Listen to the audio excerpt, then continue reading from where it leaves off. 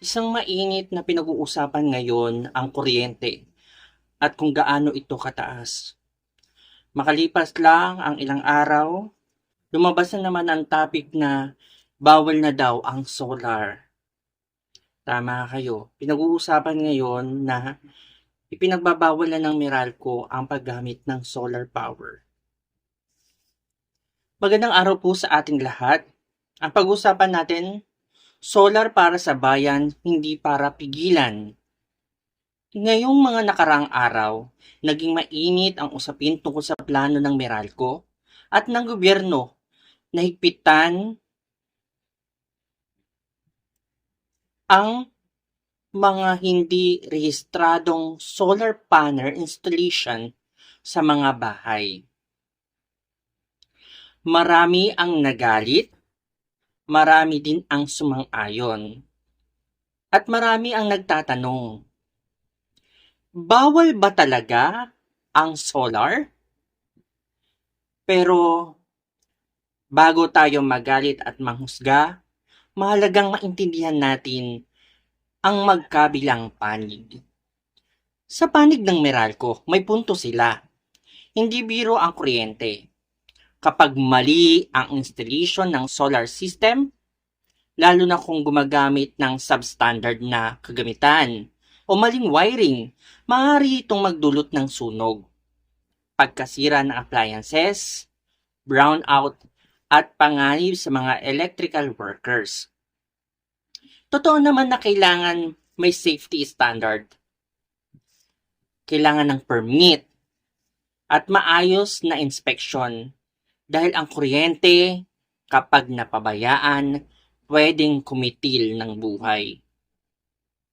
At totoo lang, hindi rin lahat na nag-install ng solar ay eksperto.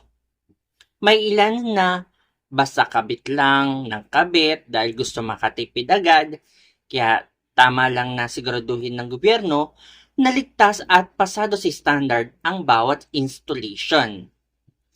Pero sa kabilang banda, may punto rin ng mga taong bayan.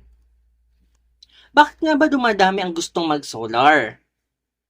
Lalo ngayon sa sobrang taas ng demand ng kuryente at ang taas ng mga bill nila sa kuryente.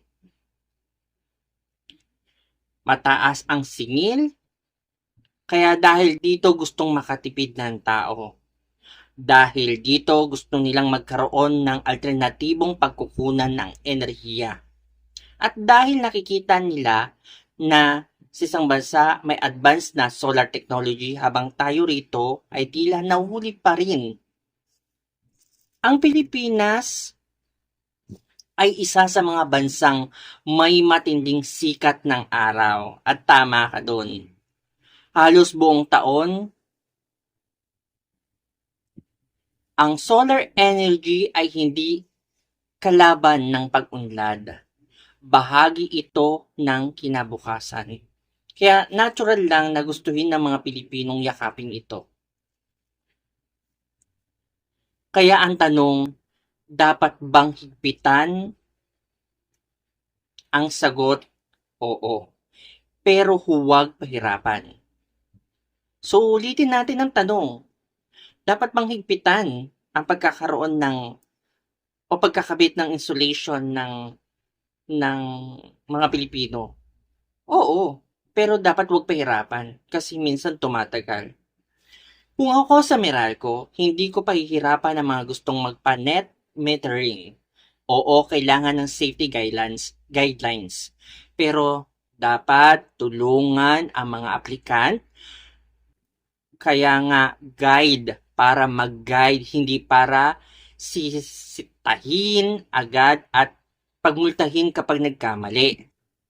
Sa totoo lang, may kakayanan, kaalaman at equipment ang malalaking kumpanyas at ahensya. Sana mas maging productive sila sa pagtulong sa tao kaysa sa pananakot. Gawing simple ang proseso. Gawing malinaw ang requirements. Bawasan ang sobrang bayarin. Kung maaari, magbigay ng subsidy o tulong sa installation dahil sa bandang huli, nakikinabang din naman ang buong sistema ng renewable energy at excess power na ibabalik sa grid. At sana maging patas ang crediting sa net metering. Hindi yung nagbibigay ka na ng sobrang kuryente, pabalik sa kanila, parang lugi ka pa rin. Dahil sa kaliwat ka ng charges. Dapat fair. Dapat makatarungan. Dapat parehas. Balance. Sa LGU naman, sana huwag gawing negosyo ang permit. Tandaan natin, ang sweldo ng mga nasa gobyerno ay galing din sa buwis ng taong bayan. Sana makatao at hindi pa bigat ang proseso. At sana mahigpit ding ang parusahan ang mga humingi ng lagay. Dahil hindi dapat ginagawang pagkakitaan ang serbisyong publiko. At gusto ko ring sabihin, hindi lang solar ang delikado kapag mali ang insulation.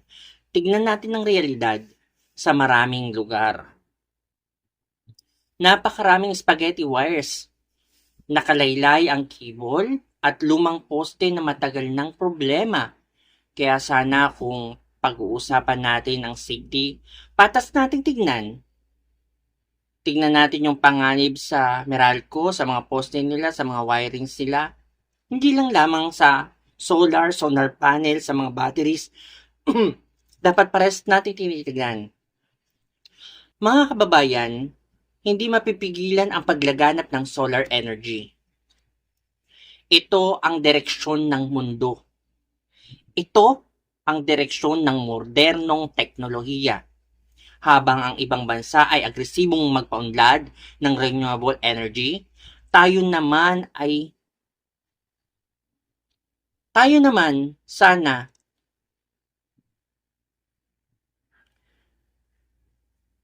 ay huwag maging hadlang sa progreso. Hindi kalaban ng Meralco ang mga solar user. Hindi rin kalaban ng solar user ang Meralco. Ang tunay na kalaban natin ay ang kakulangan ng maayos na sistema, sobrang mahal na kuryente, at mabagal na proseso. Ang kailangan natin ay balanse. Balanse sa kaligtasan at kalayaan. Balanse sa segregasyon at pag-unlad. Balanse sa negosyo at kapakanan ng mamamayan. Sa huli, sana tingnan tayo hindi bilang banta sa koleksyon o sistema, kundi bilang mga Pilipinong gustong makatulong sa pag-unlad ng ating bansa. Darating ang panahon na lahat tayo ay lilisan din sa mundong ito. Kaya habang nandito tayo, sana maging magandang ehemplo tayo sa mga susunod na henerasyon.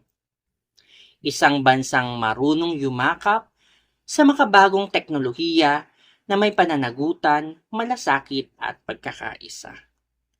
Maraming salamat.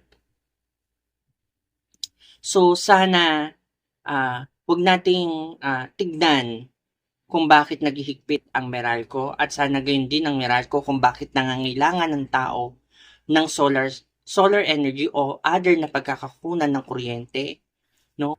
Para maibsan yung bigat na dala-dala ng mga taong nahihirapan sa laki ng bill ng kuryente. So sana magtulungan halip na magkaroon ng hindi pagkakaunawaan tungkol dito. Sana ang sinabi ko ay magbigay ng lektura para sa lahat ng manonood nito. Huwag pabawalan ang pag-a-apply, huwag pahirapan ang pag-a-apply ng solar installation sa mga kanya-kanyang bahay na gusto mag-apply. No? Huwag pahirapan, nagkaroon ng malaking bayad sa mga permit na kailangan para magkabitan ng installation. No? At suriin din natin, sana yung mga poste din ng Meralco is katulad na nangyari dito sa Sandoval at alam naman ng lahat na yung nangyari sa Sandoval is naglaglagan dahil nasagi, mababa na kasi yung wire nasagi ng truck, so ang daming wire na bumagsak. So, yun pa lang ay maging lesson na para sa lahat.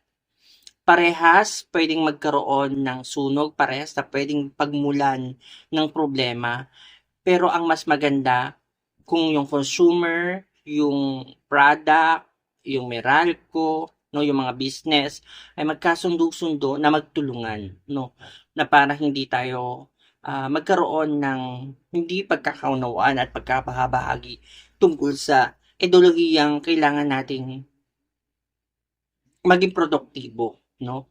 Kung walang kuryente, paano tayo gagalaw, no? Paano magge-generate ng income, no? Kasi nakakatulong din naman ng Meralco. So, give and take, take and give, no?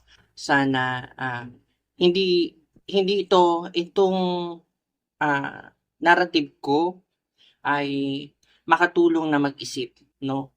Para sa mga taong nahihirapan tungkol sa pagdedesisyon. Okay na magkaroon ng solar at okay rin magkaroon ng Meralco. Yun nga lang dumaan tayo sa tamang proseso.